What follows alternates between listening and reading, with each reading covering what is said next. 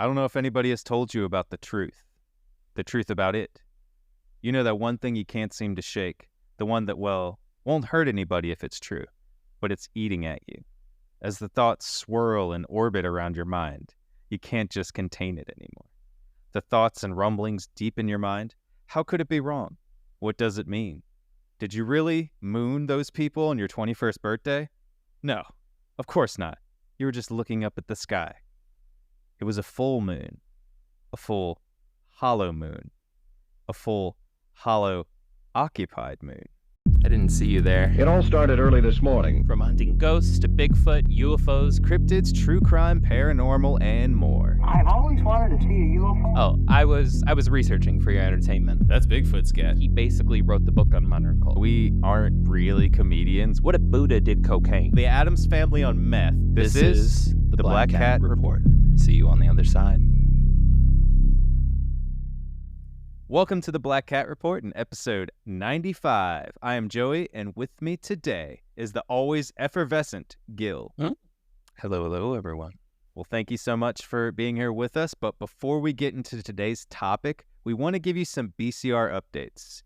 On Tuesday, Gil and I will be on Inner Scare's YouTube channel at 9 p.m. Yes, and make sure to hit us up on Instagram for any type of updates. Follow our posts. We'll be making announcements and stuff about it. He asked us to come on, and we just jumped on that immediately. He's a super awesome guy with an incredible channel, and it's going to be a great opportunity for everybody.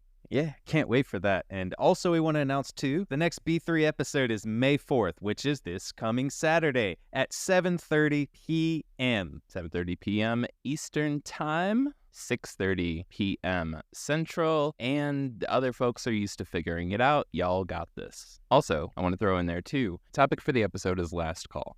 It's contact with loved ones who have passed away. And here's the deal. 46% of Americans, according to a Pew Research study put out in August of 2023, say that they have had post-death contact with a loved one. It is almost half of America. It's a guaranteed chance half of y'all out there listening to this have. And we would absolutely love to hear it. This is the outlet. This is the venue. You have all legitimization behind you. You're not alone with this. So if you've had something that was a dream that was more than a dream, where you've made contact with a loved one who has already passed, if you've been sitting in your bedroom at night and felt their presence, right? Or if you've been in the middle of cooking and all of a sudden felt like they were right next to you and you started having a conversation with them, however it happened, this is the episode for you. Please go to ghost.beer. From there, you'll find a million different ways to submit. You can record your story ahead of time and send it to us, and we'll play it on air. You can fill out a form. You can type it out and be like, hey, this is my whole jam. This is everything that happened, and we'll read it on air. You can send us an email. And you can call in live during the show. We'll all chat with you. You can chat with us all. We want to hear your story. We want to talk with you about it. So that is happening next Saturday. We're super stoked to see you there. Also, I want to announce, too, that you can now vote for us if you're in, I guess you technically don't have to be in Western North Carolina to vote for us. No. But you can vote for us in the Best of WNC. Western North Carolina. It'll be up in the show notes for the link to it. Gonna have to fill out a lot of stuff. And you're going to have to put your email in so that you can get the voting thing for it. But it's worth it because you get to see us. I mean, if you live around here, if you don't, then we'll send pictures of us holding the newspaper of being the top podcast in WNC. Yeah. We'll actually do something really cool with the pictures. We will moon the police department. If you want to see us do something crazy, I'm not naming. That's an option. Hey, we're good for whatever, you know? Yeah.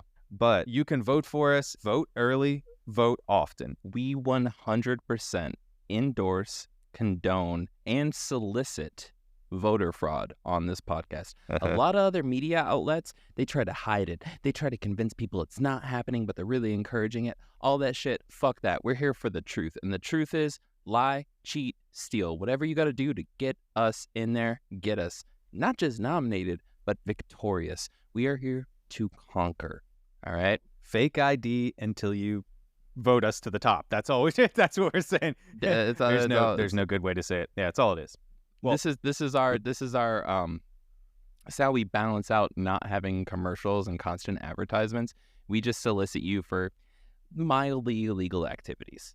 It's an easy trade. Mildly. It's an Mildly. easy trade for us. Joey, yeah. we have another announcement. Were you about to say what I think you're about to say? No, I want to hear you. You go ahead. Bro. Okay, so y'all, I hope y'all are patting yourself on the back. I hope y'all are petting yourself a cat right now, because we wouldn't be able to make all these announcements if it wasn't for y'all. So first off, thank you. Y'all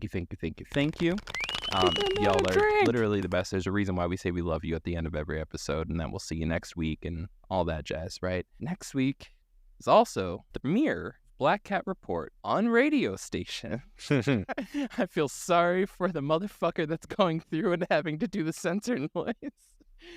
But it is the premiere for the Black Cat Report on radio stations in Southern Florida, in Tampa, in Charlotte, Detroit, Northern Ireland, and in England. We're premiering on AM, FM radio stations all over the fucking place. Starting next week. We still don't have all of the actual 97 point whatever. We don't have all those radio stations down yet. We don't have the full schedule that's going to be getting announced around Monday. So again, if you really want to keep up with it, the place that we're most active is Instagram. So if you want to keep up with those announcements, if you live in those areas, it would mean the fucking world to us. You just tuned in. Yeah. And listened. We have a 10 episode streak that is going to be playing. We already sent them the episodes. We had hit folks up on Instagram and we were like, what are your favorites? We didn't, we were at 80 something episodes when they were like, all right, you qualify, you're ready to go. And we were like, fuck, what episodes do we choose? Yeah. So we picked 10 episodes. It was a couple of Joey's favorites, a couple of my favorites. And then we threw it out there to all the folks on Instagram, and we're like, what are your favorite episodes? And that's what's going to be premiering on AM and FM radio stations in the US and in parts of Europe. Yep. The first week of May is really our biggest week I think we've ever had. Yeah, definitely. It's definitely going to be the biggest week. So stoked. So thank you all for helping us get there. Yes. And there'll be more updates to come. But for now, me and Gil would like to get into the next topic that has been orbiting my brain for a while, and I know it's been around Gil's mind as well. Now, I don't want to sound like a lunatic, but the moon has many secrets. I mean, you'd be hard-pressed to even escape any of the theories people have put out there in the general public about the moon, obviously. Yeah. I mean, people argue so much about whether we even landed on the moon.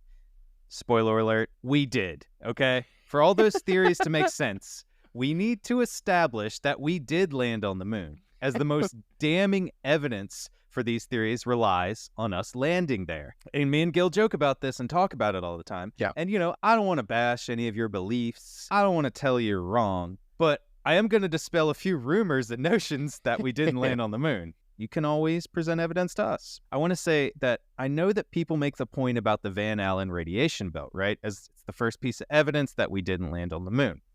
Well, I'm going to spoil this for you. James Van Allen himself, the person that created the theory and the actual thing, said it was possible to get through the weaker points of the belt, as well as the space shuttle is going so fast that it posed very little risk to the Apollo missions which reached the moon. So obviously they got to the moon, to me. That's how I see it. And secondly, for the people who say, why haven't we been back to the moon? And me and Gil joked about this on the beginning, just on the phone, like our pre-production call. I just said, why would we go back to the moon? Why would you go back to your ex? You've been there, done that. You're gone. You've moved on. There's no need to go back. We planted our flag there, whether you believe that or not. There's the pictures of it. The one, I think there's 2 or 3 pictures of us planting the flag there, and it, has a little thing that holds the flag. Not solar wind. There's a little post that holds the flag up, and Gil's probably going to say something to this. I don't want the moon activity deniers or truth, I don't know what they're calling themselves this week. I don't want the other side of the argument to feel completely left out, because for sure, I have actually heard some shit that I haven't heard explained, right? Where I was just like, damn, that's a good point. We'll get into that. But there has been a couple things where it's caused me to kind of reel back, and I've been like, damn, okay. For sure. And I don't mean to. I don't mean to belittle, even if it sounds like I'm doing it a little bit. This is just me getting out some of my thoughts about it. It's a belittle bit. It's just a belittle bit. It's a belittle, just a belittle bit. Yeah. And I'm just getting my thoughts out to you guys. And what we want to say is if you want to talk to us about it, we have an email at haters@blackcat.report that you can just fill up. Gil will respond. I don't look at emails, so Gil will respond. Joey doesn't handle the public. I don't handle the public. As you can tell by this long disclaimer, Joey does not handle the public. I do. No. I have a 2-letter response, which is just F you to every email. The amount of deals we've lost because of my PR relations. Maybe I should get on the email and start answering. They do say that I am the businessman of the two of us. Nobody says that. I say that. I say that. So anyways, I set us up with the radio station. So, Gil, thank you for that. You're welcome, motherfucker. All love. Well, anyways, after this long rant, and I'm sorry that you guys had to hear that, let's get into our first moon theory, right? Well, the first theory we're going to look into is there is another race of aliens or races of aliens that occupy the moon. Okay.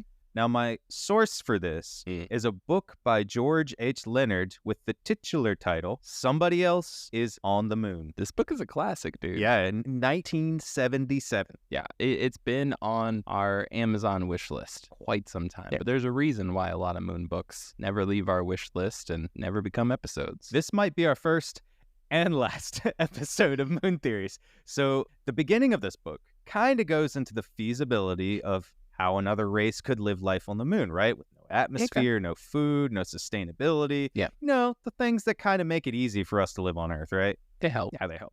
As much as I'd like to be able to explain this to you, I think it would be easier if Gil with 2 L's, Gil's cousin, I like to say he's our cousin too, explained it to you. And Gil actually called him up before the show when we had a pre-production meeting. I was like, Gil, can you call him up? Yeah. I called him. I'm just going to give you a heads up. It was not productive at all.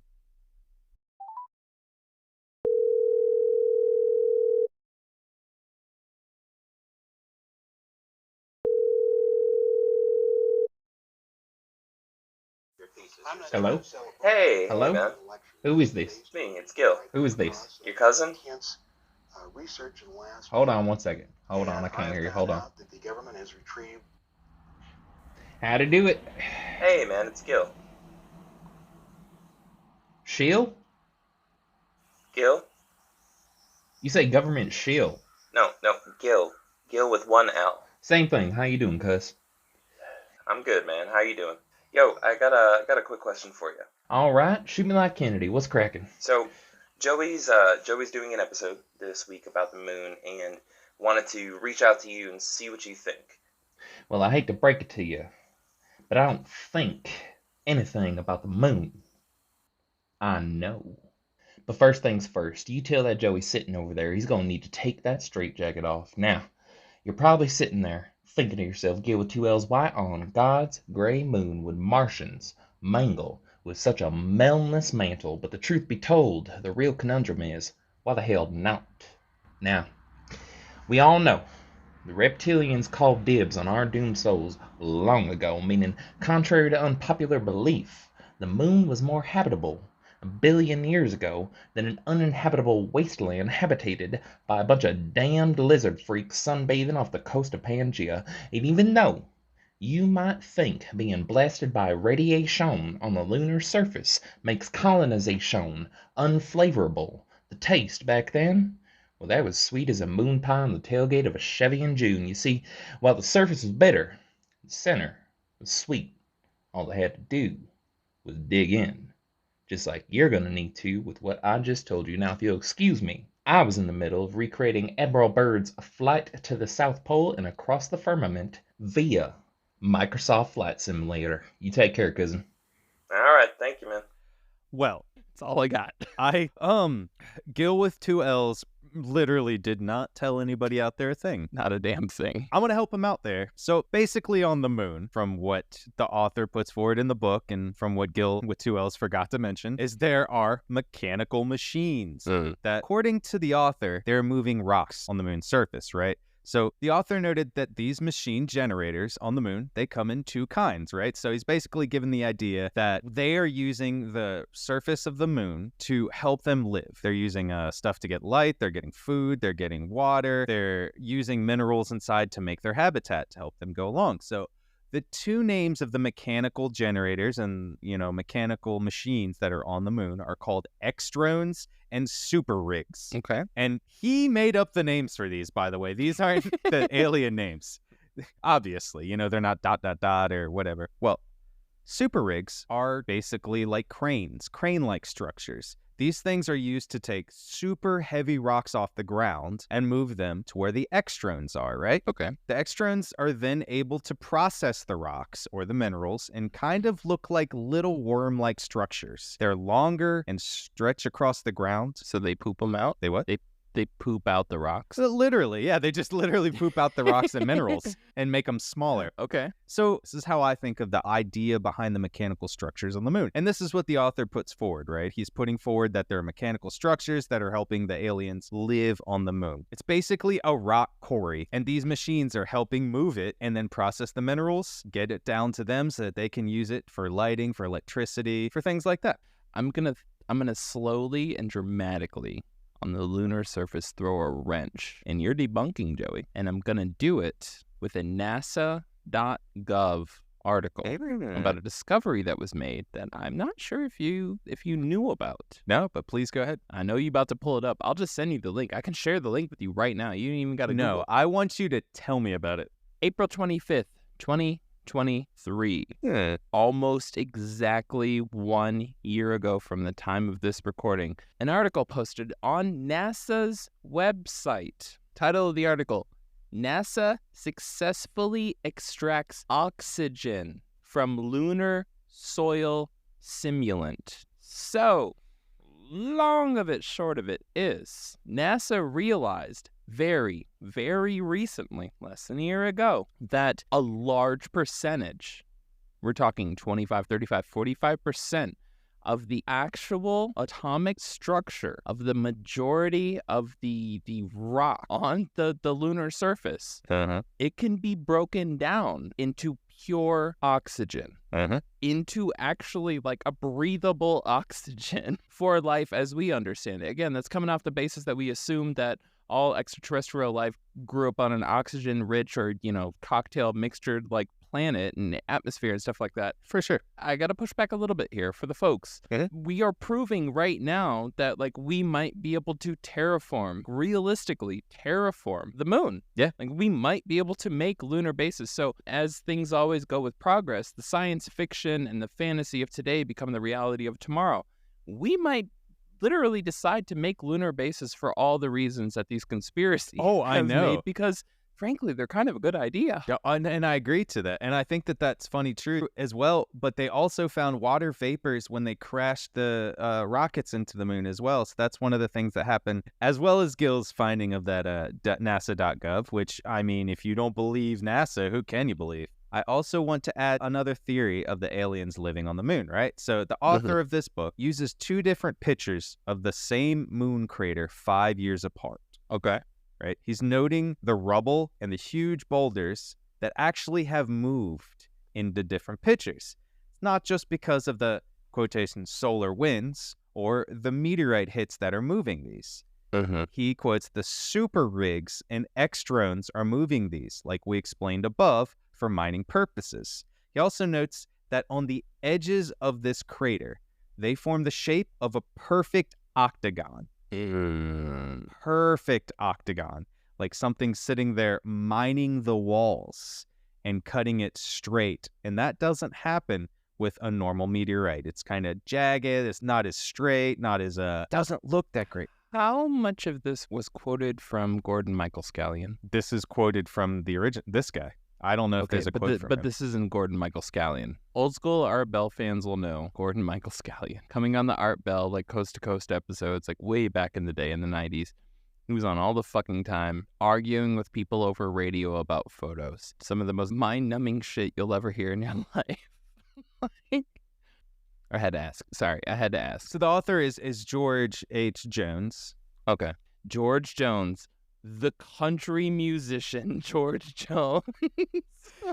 We're cut this out because I can never remember this fucking guy's name because he's so boring. No, it's George Jones. I'm maniacally laughing now because I warned you, Joey, so many times. Don't do a moon episode. George H. Leonard. Okay, I like to think it's George Jones. It's oh my god. Okay, I'm gonna get back into it. You got this. You got this. The author being George H. Leonard Okay.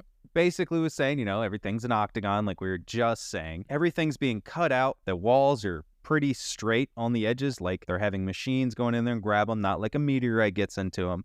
Yeah. And then pulling them these pieces of rock down. It looks like mechanical mining has been taking place across the whole surface. It looks like literally a quarry that we see here. Yeah. And it's like the same thing. And the machines, and I mean, I want to guess and say the idea of these machines, we're putting a human type value on these machines. Of course. Comparative to what they could mean to a superior alien race that's inhabiting the moon. Mm-hmm. And this makes me want to ask, what is more likely to you? That the moon is just this barren, uninhabitable place? Or the moon could be home to an interstellar race that has technologies far superior to us? They can live underground, all the while surveilling us and studying us to see if we are destroying, helping, or even just existing on the Earth? Yeah. Which one seems more plausible to you? Me? Ooh, that's a tough one. Well, I'm just going to move on to our next theory on the moon, and then we'll go ahead and answer later. Good call. The next theory is a Russian theory, actually. Soviet, I think, is during this time. So Okay. the Vasin-Sherbakov theory, Okay. or rather, as it's better known, the moon is actually a huge spacecraft instead of just a natural rock satellite of the Earth, right? Have you heard about this one? No, but I have heard about the moon being hollow because of the echo from when the Apollo spacecraft landed and the like resonating that took place, which for a long time, very legitimately, right? Like in terms of like science and shit, they made them think like, is the moon actually hollow? Because when Apollo landed, that motherfucker rang like a bell for hours. But I haven't heard about this cosmonaut theory. No. Yeah. Well, the theory was put forth by the two members of the then Soviet Academy of Sciences, Michael Vasin and Alexander Sherbakov, in a July 1970 article entitled, "Is the Moon the Creation of Alien Intelligence?" Okay, I like it. Right? Yeah, it's pretty, yeah. It's in a Soviet newspaper, so it was our Soviet paper, basically. So you know it's true. It's true. Mikhail and Alexander both referenced the large lunar craters on the surface of the moon and that they are generally just a bit too shallow to be actual meteorite crashes. They also have flat and convex bottoms, which would not indicate a crash. The reason they say this is because the small meteors are making cup-shaped depressions, right, in the rocky surface of the moon. Okay. While the larger meteors are drilling through a 5-mile thick rocky layer and hitting a high tensile hull underneath. Oh. The assumption is that there is a rocky layer on top. It's a dusty base. Yep, is basically the outer layer of a ship. Oh, shit. With what we would know as the metal hull. It's a dusty Death Star. Literally, yeah. And underneath, it would be the atmosphere. Oh, shit. The alien race could breathe or have some sort of protection from the sun's radiation, right? I like this. Yeah, right? And I do like to call it the Death Star too, right? So that kind of makes it, it's kind of cool, kind of like something you can understand. It makes the moon that much more ominous. Like you walk outside and you're like, I know what the fuck you are. You walk outside and hear dun dun dun dun dun dun dun dun. Yeah, which also sounds seemingly familiar to the wedding waltz, the walking down the aisle. Well, both Michael and Alexander note that the moon is made of different elements than the surface of the Earth, and me and Gil talked about this before. We've got Swiss, we've got mozzarella, we've got Munster, Parmesan, we've got cheddar. All right, we got brie. Okay, we got that other kind of brie that I can't remember. We have hard cheddar. We have a white cheddar. I'm running out of cheeses. My sister needs to help me out here. We have mozzarella. I think I already said that. We have so many options. There's so many elements to the cheese table. Well, adding to the minerals, there's chromium, titanium, and zirconium cheeses, and that some rocks are way older than the oldest rocks on the Earth, right? So they've been dated, and that's been one of the things that they said in their theory behind it. Mm-hmm.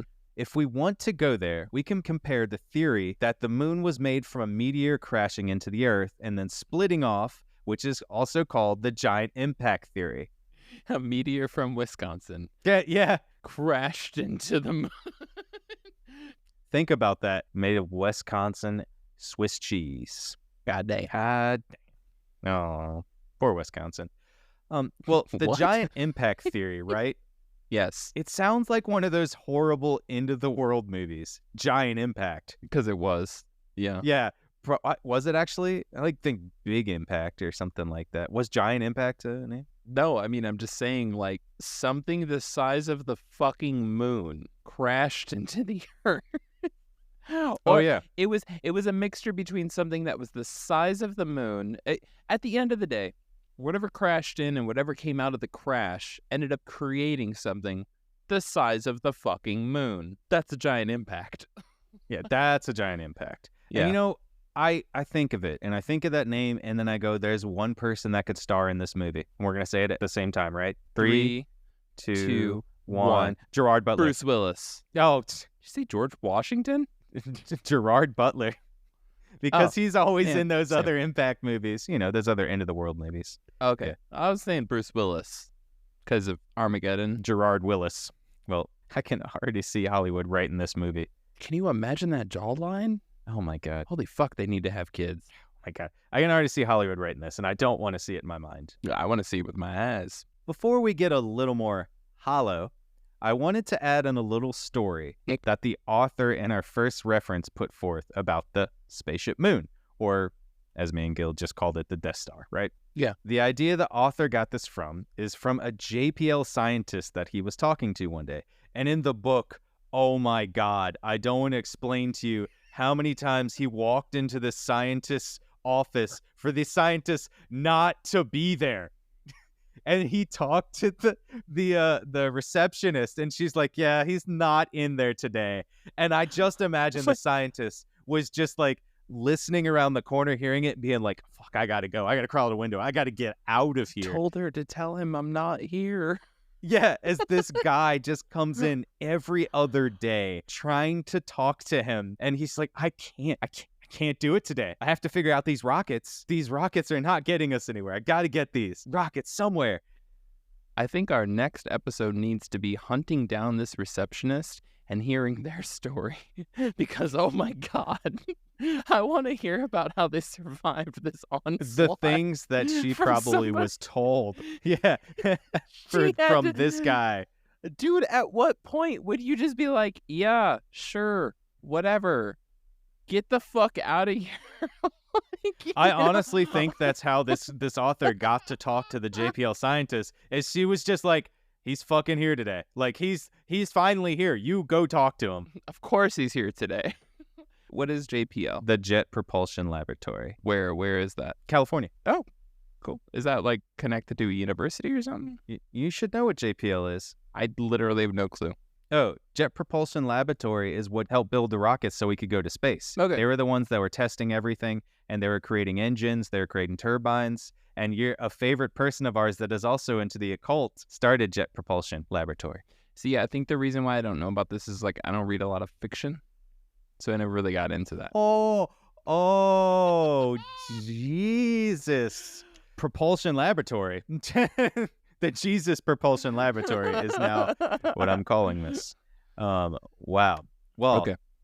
After that knee slapper that Gil just gave us, I want to say, basically, he finally got in to talk to this guy. Eventually his secretary was taking a pee. He ran in there. Damn it, Cheryl, you didn't warn me. He says he's protecting the scientist's name by not giving the name. Guy probably was like, you cannot use my name when you're telling this story. And to be fair, this is all secondhand, so everyone has to take this with like the salt of the author's credibility, right? Because he went in to talk to this guy. This is what he said the Jet Propulsion Lab scientist told him.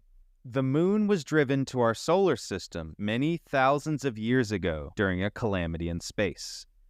The occupants, an alien race, are repairing the spaceship over the thousands of years and will eventually finally fix it and drive it back out of the solar system when they're done. Whoa. That was what the JPL scientists told him. That's some trippy shit. That's a trippy thought. Here's where I come into it. I think of it like this. Yeah. Goodbye tides. Goodbye water. Water world, here we come. Damn. You're giving me that look. Well, Kevin Costner will finally Yes. be able to live out his dreams. Yeah. And I also just found out that Jack Black was in that movie too, credited as Wait. the smoker plane pilot. No joke. Really weird. I think I remember that. I watched that Yeah. movie way too much growing up, honestly. I can't imagine that it helped my IQ over the years. But that and The Postman, I'm way too familiar with. Oh my God. Yeah. Now, I know most of you probably already know about the hollow moon theory, right? And I want to make clear that we will call these theories and not conspiracy theories because I want to actually give credence to the people who thought them up. Most of them are scientists, some of them are NASA scientists, some of them are just testing hypotheses, asking good questions, creating the hypotheses on something that's actually viewable, studyable, or in some ways we're going to call mathable. Is what I like to say about it too. There have been many, many, many precedents to the modern day hollow moon theory. Mm-hmm. The first being by Edmund Halley in 1692. He was an English mathematician, astronomer, and physicist. Instead of a hollow moon, he gave the idea for a hollow earth, which now has been popularized by the Godzilla vs. Kong movies, so people are kind of getting back into that. That consisted of what we talked about before. There was a shell consisting of about 500 miles or 7,920,000 hamburgers. And that's the only math that I'm going to say today. So no more math. Also, with the 500-mile shell, right, around Earth, there are two inner concentric shells and then an innermost core. And in between each of these shells, there was an atmosphere. Just like we talked about in George H. Leonard's book. You know, it's what he put forth. Oh, whoa. Yeah. So it's like an Ooh, yeah. atmospheric sandwich. Yeah, so it's like there's Okay. the core is not what we think it is. There's like, Oh, no. and literally if you watch Godzilla vs. Kong, you can see the idea of the hollow earth. I'm never going to watch that. Please don't.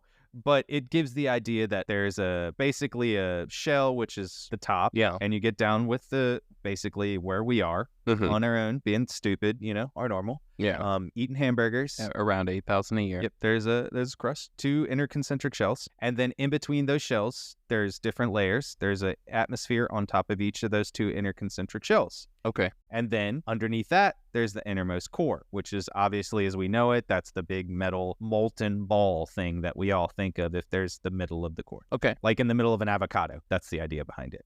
And that's what he put forth. Well, he also puts forth that each sphere would also rotate at a different speed, right? Oh. So each piece of core is rotating at a different speed. This is trippy. The reason he came up with that was because he was using a compass and he just kept getting all these weird and anomalous readings when he was trying to read it wherever he'd go. And so he just didn't understand why that happened. So this is why he said that happened, because there's two cores. So instead of the compass fucking up, he created a complex theory. I feel like that's science. Yeah, well, I'm here for it. And he tried to test it as well. Like, that was his big thing. He tried to test it, and I don't know the results of that test. No one does. I don't think he wrote it. Now, how do we get back to the moon from here? So we just went into the Earth, multiple layers. Yeah. Multiple levels, if you will. We're ready to fight the boss, which is obviously the moon. How does it come back to the moon? Well, getting us back to the moon. In the early 1900s, H.G. Wells reimagined the idea of the hollow moon with his book, The First Men on the Moon, in 1901. This was, like H.G. Wells was really famous for, science fiction, but it still kept the idea of the hollow moon straight in the consciousness of society, kind of like what the movie Moonfall has done, which came out 2021, 2022. If you haven't seen the movie yet, which Gil probably hasn't seen it, the dialogue is awful. I literally went through a transcript of the movie to try to find some stuff to edit it. I don't know why I did it. I was just trying to put stuff in the script to make it funny. Don't ever watch it. But Moonfall kept the consciousness of society thinking about it being a hollow moon, because in the movie, it's a hollow moon. They go into the moon, and there's a species of sentient alien AI race in the moon controlling it as it's trying to crash down into Earth. That sounds cool as fuck. Just watch it and you won't think it's cool as fuck.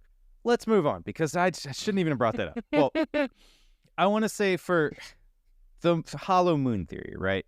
The main piece of evidence that is said to prove this theory, Gil kind of referenced it earlier about the Apollo 12 mission, right? Yes. So the Apollo 12 mission in November of 1969. This is why I kind of say you kind of have to believe that we landed on the moon to believe in this theory. Okay. Because the Apollo 12 landed on the moon. Yeah. As they push back up the spacecraft into the landing craft to get back up to the main craft to go back to Earth, they dropped down a small piece of the rocket into the moon, right? Okay.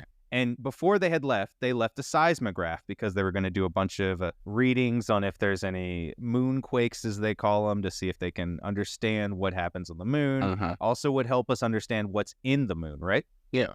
So as they dropped the rocket down, the rocket crashed into the moon, and it rang like a bell for an hour. Yep. I do want to kind of make you understand that the idea is it didn't literally ring, right? Yeah. There was no sound, there was the sound wasn't there. Basically, the idea of it is like it was a bell shaking after it gets hit. Yeah. There's no noise, but it's continuously shaking like a bell. And that's actually what they describe it as, because it's a seismograph. It's not going to catch the sound. Well, after that happened and they saw the seismograph readings, they radioed back to the leader of NASA at the time. Speaking of Nazis on the moon. Oh, Jesus. Werner von Braun. And he told them to do it again. This time, they littered bigger. They dropped a bigger portion of a rocket down, one of the booster rockets, to get up. And it crashed, and it rang again for 3 hours. This time, the idea was like a gong. Okay, so for 3 hours, they dropped a bomb? No, they didn't do that yet. That happened later. They didn't do that. No, they dropped rockets that were helping them propel. So, I mean, technically, it kind of was a bomb. I mean, it still blew up because it still had the jet fuel in it, and we still trashed the shit out of the moon. We're such assholes. Yeah. None of these considerations are based on the fact of, littering. We just immediately start with, how the fuck do we do what we want to do and leave? No thoughts are given to the actual place that we're going. How do we... Fuck it. I mean, we're scientists, right? So they were scientists. They're trying to figure out things by being terrible people by littering the moon. And if there's alien races in the moon, we literally just ruined their freaking patio. Yeah. We could have ruined their patio with litter. They came out and were just like, the fuck is this? So I want to ask you, Gil. Yes. You ready to take off your straitjacket? What would cause that? So I'm going to get into it. So what would cause that? I would say, looking back now, that the vibrations or seeming seismic vibrations were caused by the elemental makeup of the actual surface of the moon. It's not that the moon is hollow. It's that, I'm going to put this, if you placed, actually, I think this is a good metaphor. Picture a fall day. It's a late fall day, and there are hundreds of thousands of dropped, dried maple leaves on the ground. And you take a leaf blower 10 feet up in the air, and you blow straight down into those leaves, and they all start reverberating, and they all start spreading out. It's not that the ground that the leaves are sitting on is hollow, right? It's that the way that the impact is impacting those leaves, the air hitting those leaves, is causing them to spread out, to shake, to shatter, to vibrate across the surface. And that, on an elemental level, is what happened on the moon. Well, Gil, here you are providing answers that nobody needed. But is that not how it eventually gets described? That's how they described it. Correct. That's what they found out, yes. After scientists looked into it, that's the boring ship. We don't like that here. I do want to say also, so some things I've learned by researching into this, because I just love learning this stuff. The Earth also rings, which maybe you didn't know. But the only time it rings is if they have earthquakes that are fucking massive. Yeah. Just like a rocket hitting the ground on the moon. just because the difference in the diameter. Well, as well as the Earth ringing, the sun also rings constantly because it's just a literal nuclear fusion consistently going all the time. Yeah. Well, I found out that you can actually listen to the sun ringing. Is it like a 24-hour stream? Because I will fucking tune in. Yeah, it's sped up to about 42,000 times. Okay, I can slow it down. You wouldn't I be don't able care. to hear it. It's sped up I wanna hear the 42,000 times, so it's in our human range of hearing. Send me the link. I'll put it in the show notes. Joey, I I'll want to send hear you the this. link after the show so you can go to I sleep. can hear the sun. I will put it in the show notes. Yep. That's so cool. Yeah. Well, I feel like the original author, George H. Leonard's theory, and the moon spaceship theory would probably go against each other, right? So the way I think of it, if the moon was an actual spaceship, why would they be mining their own spaceship for materials? If this is the way you want to think about it. Because it's materials that crashed on the outside of the spaceship. The idea behind it is that that is all part of the spaceship. Even the powder on the outside, All the rocks and stuff is part of the spaceship. right? So, like, I would say, Uh-huh. if you are able to build a ship that fucking huge, Uh-huh. then you are going to have parts of that ship that over the evolution, over the lifetime of people living on it, if you want to call them people, whatever, parts are going to be neglected, parts are going to develop, parts are going to evolve. Like, there's the whole spaceship Earth theory. And like the spaceship moon theory, it makes sense that if you wanted an adequate spaceship to travel the cosmos, right, Uh-huh. you would intentionally create parts that would evolve on their own. Yeah. And you would leave it to evolve on its own. Uh-huh. And you would have policies and government and institutions and regulations that are all developed around it doing its own thing, because as a whole, it helps your society towards whatever the fuck the grander mission is. And that's some... Did you just read the script ahead of time that I was just writing, my good friend? I like to say that we're on our own little spaceship Earth. Spaceship Earth, yeah. Which I've now just heard of. So Gil has enlightened me to the spaceship Earth theory that I did not know existed. And I think I'm just going to close my mind to that theory at the moment. Because I want to extend this to you, right? Mm-hmm. So Earth is our little spaceship, right? Because as the Hubble theory explains, the distance between galaxies is also expanding.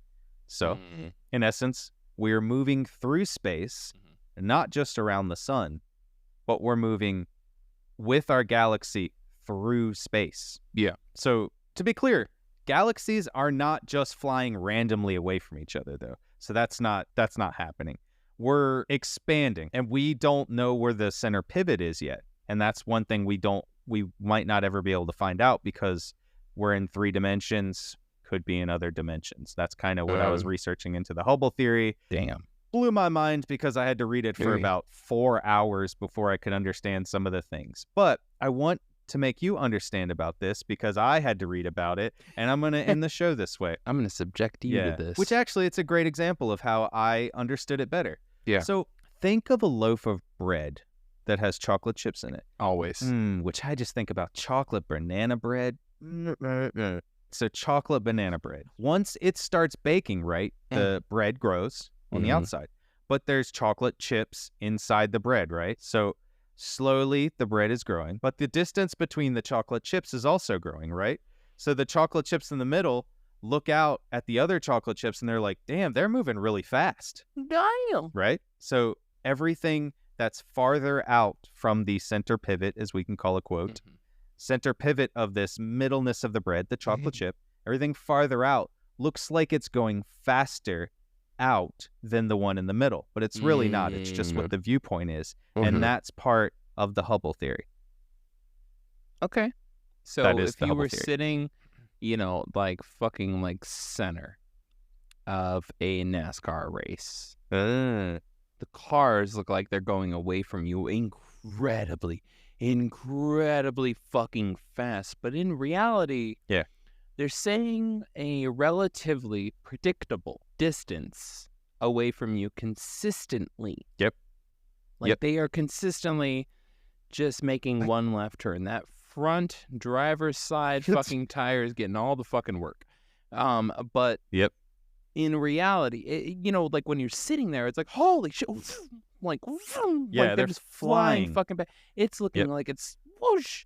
But in reality, it's actually a pretty predictable distance, and it's slowly expanding around you, which immediately develops the argument between perception and measurement, right? And that's where they meet at on on a And you hyper have to have level. a fixed point. You Yeah. always have to have a fixed point so that you can measure speed from somewhere else, because Yeah. how would you know how fast something else is going if you're not saying that you're at complete zero? I'm so sorry about the math that I just subjected you to. And look, all these moon theories, I wanted to subject you to the end of this math because I sat and No. listened to this audiobook for 6 hours and it's out of my brain right now. So thank you all for listening to our moon theories. And this is literally the theories without getting into all the math. We're going to get into some fun shit later. I got some fun shit Joey didn't cover. Joey just set us up 101. This is all the stories from the basis of the stories and the theories without math. This is what I've learned researching into all this. And I wanted to subject you just to the end of the math that I was learning so that I could understand some of these theories and understand how they went through with the Hubble theory. You know, makes sense, the idea behind it. But if you get deeper into it, it just becomes math. And how this rock moved 2 1/4 inch away from this little other rock that now it shows that it's in this other picture 5 years later, and you have to find out that this orbital thing, and now Gil's just gone. He just zoned out, and I'm pretty sure everyone did too. And I just want to say thank you for listening to the Moon Theory episode, and I hope it was great for you all. You finished it like it was sex for the first time. You were just like, I hope that was good. I hope that was good for you. This you is know how- exactly what I mean. You know exactly. I know, and I can't. I hope that was great for you all. I want to rephrase my ending. That was great.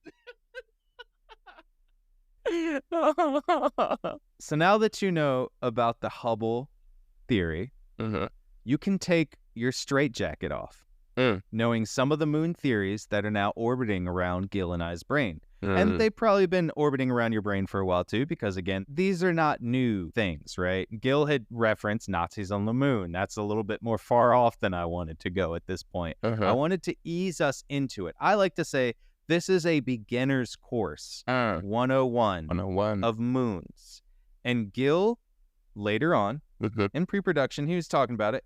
He might take us a little deeper, might put our toes, maybe get our legs in the water for another moon theory. But I can honestly say it's going to be a while. Thank you all for listening, and we'll see you next week as we delve into a more bloody topic.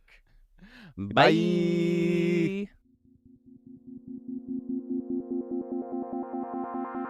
Before him that talked about it as well, but he kind of popularized this idea of the hollow moon with his book, The Fistmen. First Men.